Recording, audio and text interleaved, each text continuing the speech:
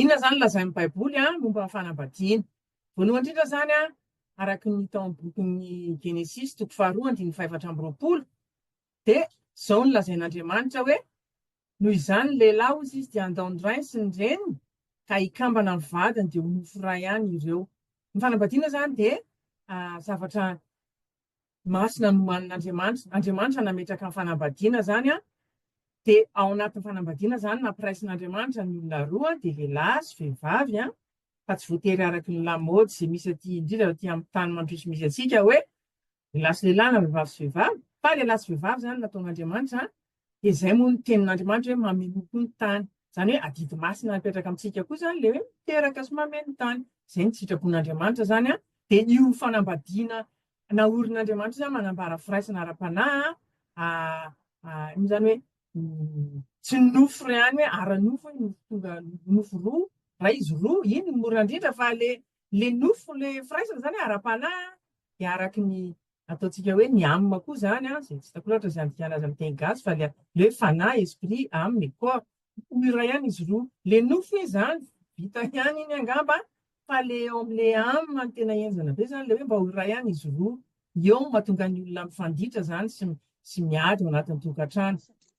Ny fanambadiana koa dia oharin'Andriamanitra amin'ny fifandraisan'i Kristy sy ny fiangonana araky ny voalaza amin'ny bokin'ny Efesiana 5:5 ao dia miteny an'izao Andriamanitra hoe ry lehilahy ozy izy tiava ny vadinareo tahaka ny tiavan'i Kristy ny fiangonana ka nanolorany tenany hamonjy azy. Zany hoe raha lehilahy ianao zany manambady miainao an'izao dia tokony hoe vitanao mihitsy sy vonona ianao raha ilaina hanolotra ny tenanao ho an'ny vadinao. Ngamba mbola tsy nisy nitakinan'izany tsika naray ary fa zany zany ny fitiavan'i Jesosy ny fiangonana, tokony zany ny fitiavan'ny lehilahy vadiny. Mampieritreritra antsika lehilahy, nareo lehilahy moa zany mampieritreritra nareo lehilahy hoe ahoana ny fitiavanareo amin'ny vadinareo, tena ohatran'ny fitiavan'i Jesosy amin'ny fiangonana ve ka vonona izy nokapohana, nifatsihana, nanolotra ny ainy mba ho an'ny vadiny. Satria ny exemple ohatra ny raisin'Andriamanitra zany dia izay. Ny fanambadiana koa izy dia resaka fifanampiana sy firaisan-kina araky ny voalazany eo am-pitorin-teny 4 2:7-20. Ameko anareo ihany foana moa zany le andiny soratra masina mba ahitantsika hoe tsy izany mamorona an'le izy fa Andriamanitra no miteny an'izao. Dia misy an'izao hoe tsara ny rozy izy noho ny ray, fa misy valiny tsara ny fisasarany. Raha misy lavo izy dia haren'ny namany. Ekipa zany le mpivady, ekipa fa tsy hoe rehefa voa ianao dia problemanao ny ianao, fa rehefa za dia ekipitsika. Fa mahantra ozy izy ny lavo izay tsy manana namana anarina azy. Ary koa raha miara-mandry ny roa dia mafana izy. Indrindra moa fa amin'izao andro mangatsiaka izao zany tsara mba miara-matory amin'ny olona anaty fandrianao. Fa raha tena izy zany tokony vadinao miara-matory aminao fa tsy ho-kafa. Fa atao ahoana no ampahafana ny irery? Izay zany. Dia miara-mafanao zany ny vady, miara-mafanoanao zany ny vady, ekipa zany ny atao hoe mpivady dia ao anatin'ny fanambadiana zany toerana ray nataon'Andriamanitra nasitranana ny olona. Zany hoe tsika moa zany amin'ny lasantsika rehetrarehetra any ataoko hoe samy nahazo problème. Raha hoe raha atao amin'ny teny tsotra hoe problème fa be dia be zany mahazo ratra-po tamin'ny fiainana talohan'ny idirana atao anatin'ny mariazy. Raha ny tena marina zany ny olona rehefa miditra ao anatin'ny fanambadiana dia samy mibaby ataoko hoe sakosy na golo be feno problème na feno ratra-po na feno zavatra tsy voavava any amin'ny passé an-tany tany amin'ny fahakelezan-tany, ny fitaizanana azy tany an-trano tany sy izay expérience niainany talohan'ny idirana atao anatin'ny fanambadiana. Kanefa ao anatin'ny fanambadiana nataon'Andriamanitra koa nasitranana ny olona. Zany akory tsy midika hoe ianao miandry vadinao nasitrana anao ka dia adidinao raha matoa manasitrana ny ratrako rehetra na adidinao raha misy manasitrana ny ratrako rehetra. Tsy izay le izy fa le hoe ekipa miaraka zany miara-mitombo ara-panahy sy ara-tsaina ny vady. Dia ao anatin'izay zany misy fanasitranana, toerana nataon'Andriamanitra nasitranana zany ny tokantrano. Kanefa zany ny tena marina zany tsika zany mianatra tsika ny ampianarana minimum ataontsika hoe 12 taona hatramin'ny terminal. Dia avy eo mbola manampy 7 taona, 19 taona zany mianatra na mihoatra an'izay.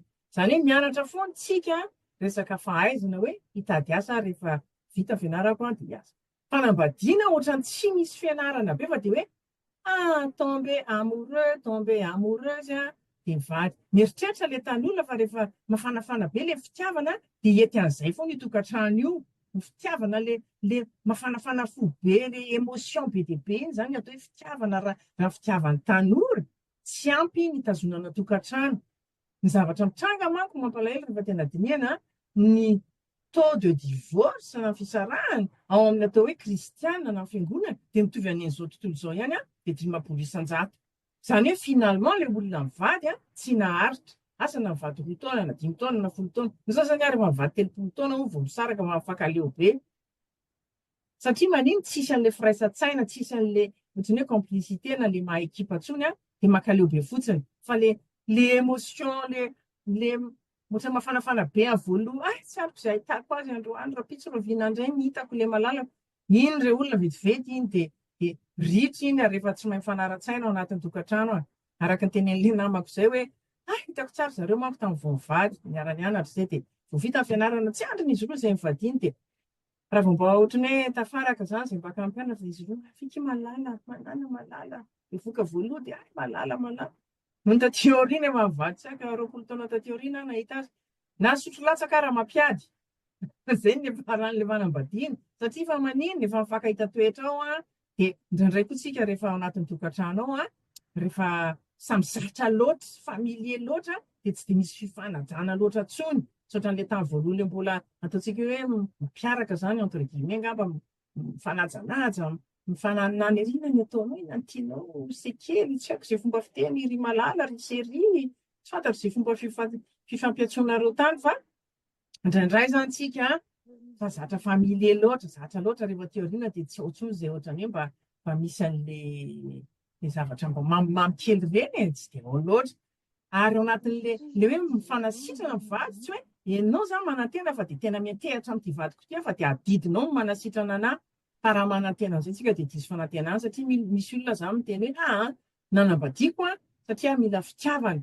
Dia le fitiavanao mihitsy ny tokony hanasitrana ka raha tsy mitia anahy ianao dia ianao no diso matoa tsy mety sitrana. Ny fanasitrana anareo olona dia any amin'Andriamanitra rery ny tena afaka manasitrana antsika fa fitaovana entina ihany zany tsika mba hifanampy sy hifanasitrana ao anatin'ny tokantrano fa tsy hoe sanatria tsika indray no fandratra foana koa zany. Dia natao hifanomena zany tsika fa tsy natao hitovy. Ary le tsika tsy mitovy mihitsy nefa indraindray no ampiraisin'Andriamanitra zany satria ianao koa mila mitombo amin'ile hoe ianao mila mianatra mandefitra ianao mila mianatra tsy ny ianao foana ny atao fa le tsy fitovizan'ny olona izay nefa ny tena mahatonga le disadisa sy fahasorosorerana zany ao anatin'le tokantrano. Dia izay zany no ianarantsika hoe ahoana zany ny tokony atao mba hampirindra le tokantranontsika. Tsy fampianarana spirituel lalina be ny androany fa tena ataontsika hanao zavatra pratika. Inona kay ny andraikitry ny lehilahy, inona ny tokony andraikitry ny vehivavy. Mifameno zany le andraikitra.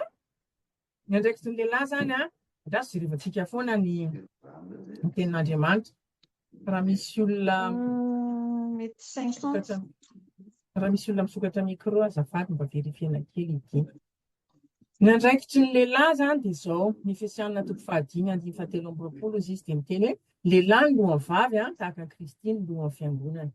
Izany hoe rehefa lohany ianao tsy hoe mibaiko foana ny ataonao raharaha dia baikona foana ilay vehivavy ka satria zany lohany dia tsy maintsy ataonao daholo izay tiako rehetra tsy ihany le izy fa ny vehivavy koa mba tokony sady afaka maneho ny heviny fa mba hoenona koa zany izy. Fa ny dikan'ilay hoe mitarika zany en fait ianao zany tokony modely. Araka ilay tenentsika teo Kristy nanolotra ny ianao fiangonana ny vitanao ve zany. Miaro sy mikarakara ny vehivavy zany ny adidin'ny lehilahy voaloha satria manino ny besoin voalohany vehivavy dia natao hoe sécurité. En sécurité raha misy mampatahotra aminy alina ka misy madondona matsiaro en sécurité satria le vadiko na tsy dia bokony be loatra ary izy mba courageux izy mitsangana mijery hoe inona zany miaro ny vady aman-janona izay ny lehilahy zany. Vehivavy zany mila en sécurité na financièrement io na émotionnellement io mila sécurité ny vehivavy, mila stabilité, mila sécurité. Ataoko hoe ny ankabeazany fa mety misy ihany angamba ny ataontsika exception. Ao amin'ny Timothée voalohany 5 ao 9 misy soratra hoe fa raha tsy mamelona na miany azy izy lehilahy indrindra fa ny ankonany dia efa nandà finoana izy ka ratsy noho tsy mino azy. Le mikolokolo an'ilay vady aman-janona zany amin'ny lafiny rehetrarehetra zany tena hoe adidin'ilay lehilahy manao zay zany mpamatsiaro hoe tenao sécurité zany vehivavy.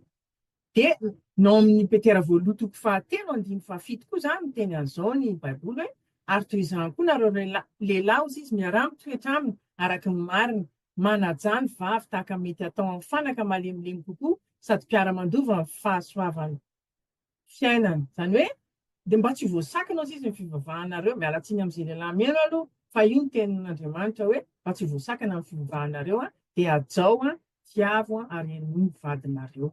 Zay zany izy izy. Fa hoe fanaka malemilemy, angamba ny tena dikan'izany tsy hoe malemilemy ara-tsaina fa le resaka hoe toe-batana zany fa tsy hainao lehilahy anaparanao ny herinao foana le vehivavy raha vao tsy mitovy hevitra aminao zany fa mba tsy voasakina sisa ny fivavahanareo lehilahy io resahana io. Zany akory tsy midika hoe ny vehivavy koa tsy natao hieny tsy hanaja.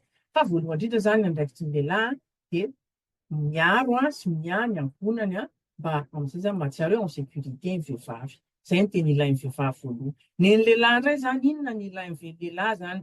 Andraikitry ny vehivavy zany de manohana izy sy manaja ny vadiny. Efesianina toko 5:12 miteny hoe ianareo vehivavy izy izy maneke ny vadinareo tahaka ny anekenareo ny tompo. Zany hoe ajao ny vadinareo. Ajao. Ohatrany hoe besoin ny lehilahy voalohany mila ajaina. Fa ohatrany hoe rehefa tsy ajaina le lehilahy zany mahatsiaro tena ohatrany hoe any zany nambaniny ohatrany hoe zay zany ny olona efa nandinika aloha zany de mitena zany hoe ny lehilahy ny tena zavatra ilain'ny lehilahy voalohany de ajaina izy. Ajaina izy. Tsy voatery mitovy ny vavy sy lehilahy.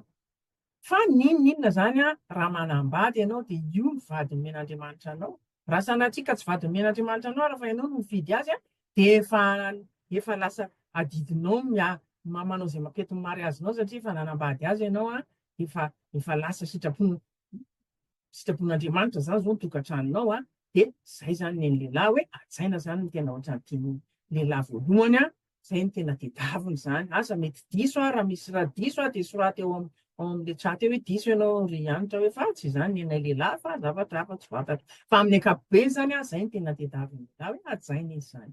Natao hifanampy sy hiara-iasa ny lehilahy sy ny vehivavy zany araka ny voasoratra amin'ny Genesis toko 2:2-5 manao hoe ary hoy Jehovah Andriamanitra hoe tsy tsara ny lehilahy raha rery hanaovako vady sahaza azy izy.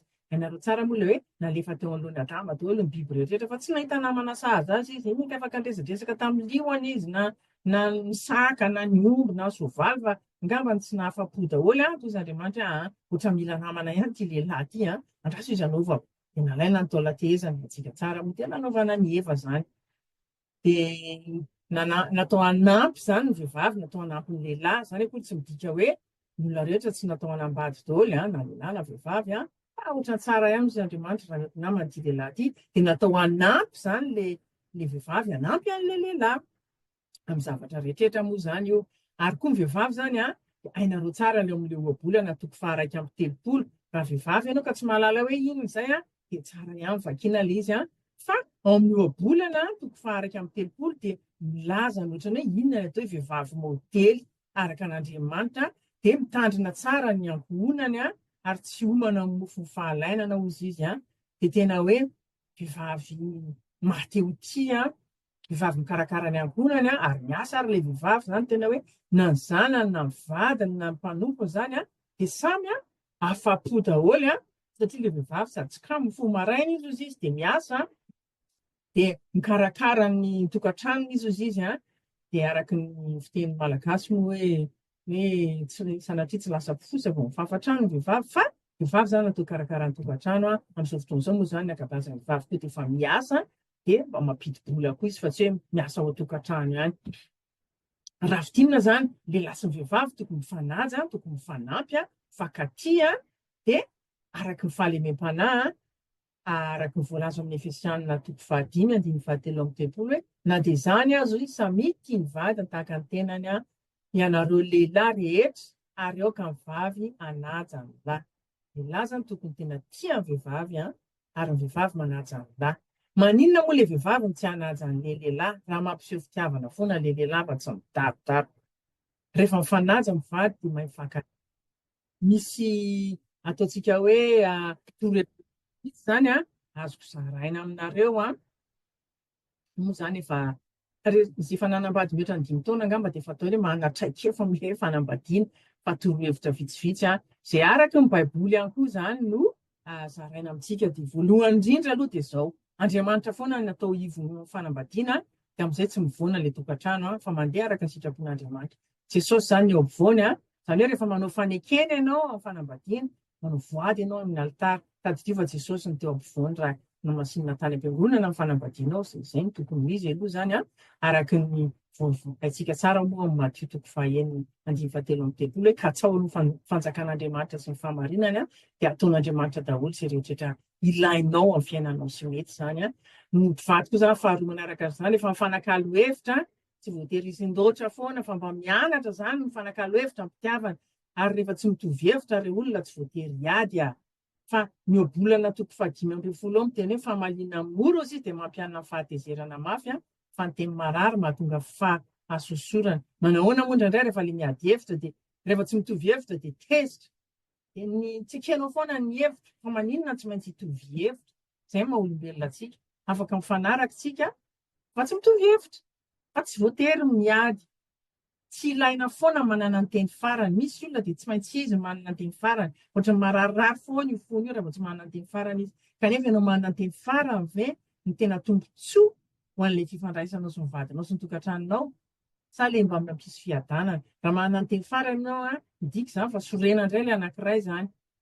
Dia lonjolonjo izy dia mila mosina izy ao am-pandrianao na tsy fantatro dia ilay manana ny teny farany izany tsy araka ny sitrapon'Andriamanitra. Izay ilay mandefitra ianao. Tsy manino ianao na manana marina arany. Indraindray manko tsika mieritreritra hoe tena fantatro fa izaho mihitsy ny marina. Mahagaga ny tsy hanekeny an'izany. Mahagaga ny tsy hahitany an'izany. C'est pas grave. Ça c'est important. Ary izao koa izany misy hevitra kely anankiray ity izany. Ny tenen'ilay olona izay anahako hoe rehefa misy izy zavatra tsy dia fanaraka amin'ny sainao, aza manome tsiny fa manaova fangatahana. Ohatra, fa manina kay ny bakirarinao maloto avelanao endretreny foana, za foana mitsipona azy erantrano, tsy mba ataony anatin'ny fitoerany lamba maloto ny bakirarinao. Ohatra ho ahy. Na hoe ary ny lokanao koa be sira foana, fa ianao dia tsy mba manandra tsira mihitsy e. Ary le hoe lokanao izany tsy dia tsara. Tsy ohatran'ny mamanay, aza mba miteniteny an'izany mamanay izany ohatran'ny tsy tiany vehivavy loatra ampitovianao amin'ny lokan'ny mamanao ny loka ataony. Dia tiany vehivavy loatra izay mila manana takta sy diplomasia tsika. Fa au lieu dia miteny ianao hoe bakirarinao mba angony, lamba malotonao mba ataovy ery hoe raha ohatra hoe mba afaka miangavy ianao hoe rehefa mba manala an'ilay bakiraro ianao dia mba ataovy ato azafady. Na rehefa avy manao an'ity ianao ka mikorotana mba diovy kely azafady. Fa le mifanometsiny izany tsy misy zavatra pozitiva mihitsy mivoaka amin'iny satria sorena koa ilay anankiray ianao koa miteniteny foana. Kiretanao tsy rofona. Dia miady amin'ny zavatra tsy misy dikany ary matetika ireo olona mampidivolsa ny olona dia zavatra tsy misy dikany ohatr'izany fa tsisy akory hoe nandeha nijangajanga taiza na nijangajanga taiza ilay anankiray. Zavatra kely tsy misy dikany ohatr'izany mampiady ny olona dia rehefa mifankaleo satria izaho foana isan'andro ina koa moa ny ilako anao. Za koa mahavita tena dia misaraka ny farany. Mampalahelo koa moa izany misaraka tsy sitrapon'Andriamanitra izay. Mifanakalo hevitra ampitiavana izany tsy manome tsiny fa manao fangatahana ampanajana. Dia fahatelo mba mifamela heloka amin'ny fo madio haingakaingana. Araka ny voalaza ao amin'ny bokin'ny Kolosiana toko 7 hoe mifandeferaka mifamela heloka ianareo raha misy manana alahelo amin'ny sasany. Tahaka namelana ny tompony helokareo no aoka mba hamelana areo ny heloka kosa. Ary rehefa diso ireo olona tsy maninona miteny hoe miaika afa diso tsy mahafaty akory miteny an'izany. Ilay ampo izany tena tsy ilaina ao anatin'ilay tokantrano mihitsy. Raha te hianjana ianao ka te hanana tokantrano milamina dia aza mitahiry fahatezerana ela loatra mba mahaiza manao hoe asa je suis désolé na azafady raha ny tena izy ny baiboly tokony tsy mitahiry na tezerana mandrapiletika ny masoandro ianao fa za manao hoe indray kenjakenjana fa mety hoe aza atao mihoatra ny ray andro atao mba tsy hofetrana izany ilay fahatezeranao mba tsy tezitra foana ianao herinandro na fanahinao raha simba vavaka ary ianao ohatra midona amin'ny plafond vavaka ao dia miverina tsy tonga any an-danitra akory. Mba mifamela helokaingana izany, tsisy olona tsy miady izany, tsisy olona tsy mifanorisoro izany ireo olona rehefa miara-mivady ny miara-mipetraka na ny zanaka koa raha dia mitovy ihany na any am-piasana any ara misy ohatr'izany any ange fa tsy le ianao zany manimba ny fonao raha mitahiry alahelo loatra ataoko hoe sika zany. De faefatra koa zany le hoe fitiavana re olona mba aseho amin'ny teny, aseho amin'ny asa, fa tsy hoe efa fantatry ny vadiko ange fa tiako izy nefa ianao tsy mba miteny hoe je t'aime mihitsy ianao na mba tsy fantatry. Haintsika tsara moa zany misy an'le hoe langage d'amour, misy an'le olona efa nanoratra an'le boky malaza be mihitsy amin'ny teny isan-karazany hoe misy anankidimy le atao hoe langage d'amour. Voalohany zany ny teny mamy tiako ianao malala, mba mampahery rehefa mitaraina avy any am-piasana any vadinao, aza atao eny ianao koa zany foana ny tantarainao mba eno izy de mba amprisio izy, mba micourage izy hoe iemy anao aza matahotra ianao fa mety foana io hoe eto tsika miaraka eto fa tsy hoe aza mitaraindrena anao fa za koa vizany ohatra. Misy zany langage d'amour, misy olona tia mihaino teny mamy izy.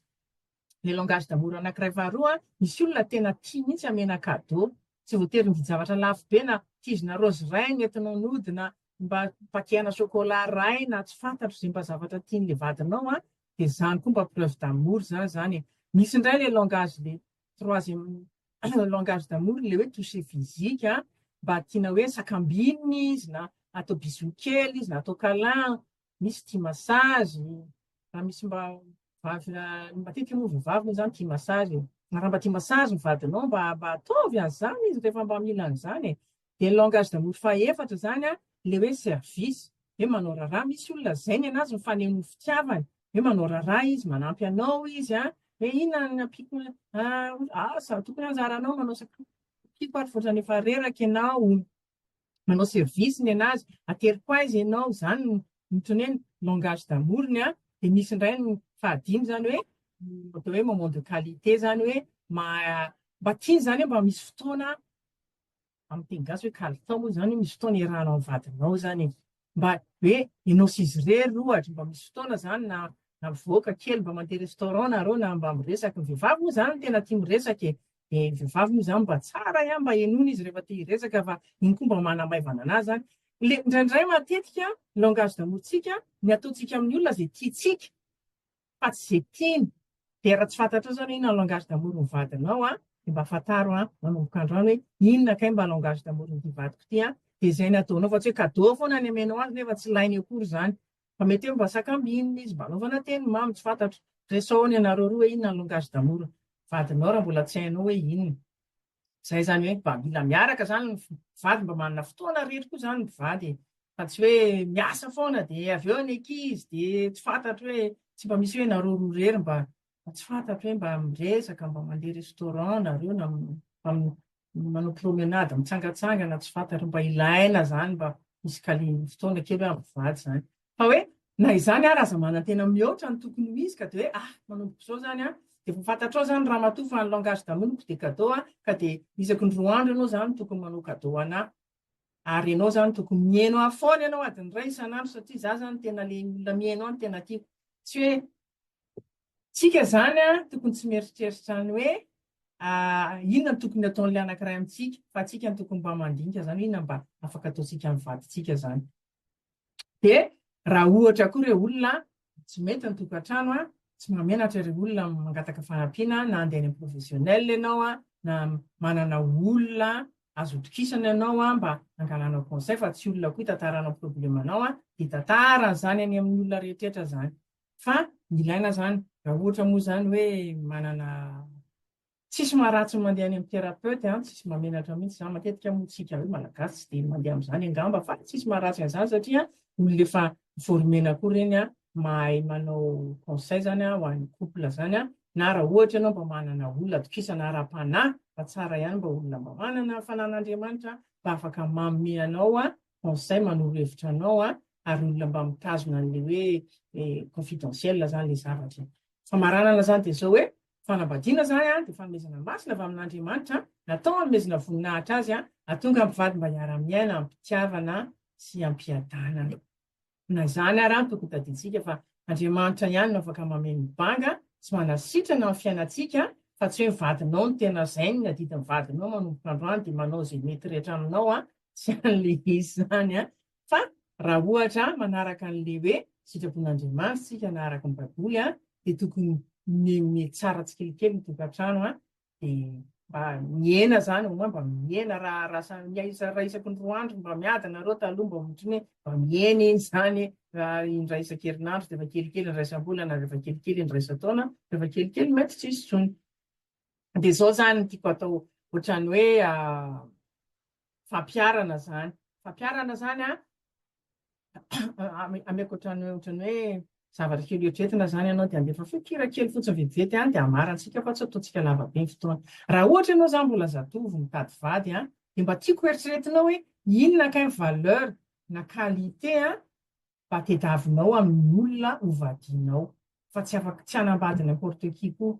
Tadidio tsara voalohany indrindra ohatra baiboly de miteny hoe aza mety zogaina miaraka amin'ny olona tsy mino. Indraindray manko sika hoe hovadiko ihany iny aloha fa ivavahako mafy mba iova de efa tsy sitrapon'Andriamanitra zay ary de mitady rarano raha manambady olona tsy mino. Inona kay valeur na qualité tediavinao amin'ny olona vadianao. Maka mihitsy ianao taratasy de soraty na amin'ny telefoninao de inona kay ny atao hoe non négociable. Ohatra ve hoe zay zao hoe tsy maintsy olona mivavaka ny anahy tsy fantatro zay non négociable. Zay zany tokony non négociable ao antsika rehetrarehetra olona mivavaka olona mino an Jesosy mivadianao raha kristianina ianao. Faharoa manarakarak'izay inona kay valeur afaka négocienao. Ohatra hoe tsy fantatro hoe za tsy tia olona mikorotana nefa n'le fofombadinao na le sipanao olona mikorotanrotana be tsy mba mampiritrano tsy fantatro inona négociable aminao da manao an'izay ianao na tsy vitanao androany ary soraty eo zany de mba eritreretinao raha olona nambady ianao inona kay ny non négociable ary inona ny zavatra azonao négociena. Satria mba mila fandeferana mila compromis ao anatin'ny fanambadiana fa tsy zay tianao rehetrarehetra foana. Ohatra hoe olona mivavaka zany non négociable olona mino olona tsy misotro toaka ohatra tsy mivogasikara tsy fantatro zay akoatran'izay zany de inona kay ny afaka négocienao na compromis ohatra hoe fomba fitafy tsy maimpozy mihitsy ty ohatra ny sakafo hohaniny tsisy tiako tsy fantatro ao na fizarana an-draharaha ohatrany mila resahana koa ny resaka vola fa matetika io ny antony voalohany mampiady ny mpivady io resaka fitantanana vola io rehefa tsy mifanaraka zany mpivady. Ary rehefa manambady indray ianao aza miteny tsiny hoe inona ny zavatra non négociable ho an'ny mivady ho tediaviko tsy mitady vady hafa tsony ianao atao zay mampety an'io fa zavatra afaka eritreretintsika zany na manambady tsika inona kay zavatra ray na roa hoe ray minimum azo za atao hanatsarana amin'ny fanambadiako hanatsarana amin'ny tokantrano na hoe ino anontany io vadinao inona kay zavatra ray mba tianao ataoko aminao ezahana zany iny zay zany de na hoe inona zavatra azonao proposena aminy hoe mba tianao ve raha ohatra zao mba ohatrany tsara raha ohatra hoe isan-kerinandro sika asianao mba mivoaka kely le resto tsy fantatro zany zay ataonareo hoe fany raha manambadina zany hoe inona kay zavatra ray zay hitanao fa ianao zany ny afaka ohatrany hoe na ianao mba proposena ianao mba iova fa tsy hoe ianao angataka ny vadinao zavatra ny hoe angataka aminy ianao hoe aza atao an'izao tsony fa tsy tiako maizina mihitsy fa inona kay ianao zany jereva ny tenanao